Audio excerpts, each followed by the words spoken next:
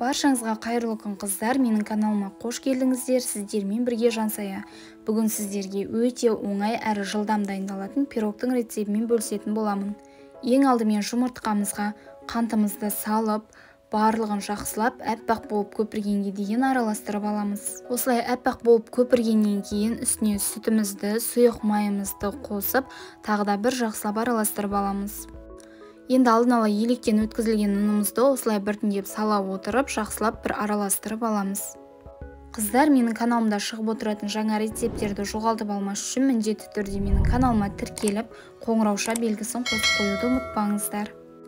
Біздің пирогымыз дайын болды. Енді бөлек ыдысымызға осылай 2 ас қасық алып қалатын боламыз, бетін сәндеу үшін, немесе олай жасамай қойсаңыздар да болады, өз қалауыңыз бойынша. Енді осыған 1 ас қасық какао қосып, барлығын жақсылап араластырып аламыз.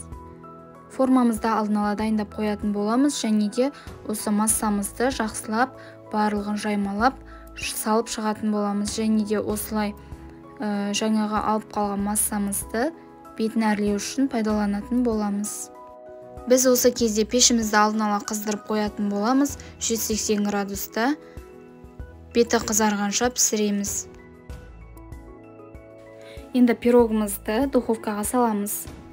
Біздің пирогымыз дайын, міндетті түрде осы рецепт бойынша дайындап көріңіздер. Өте дәмді әрі жасалу жолы да өте оңай.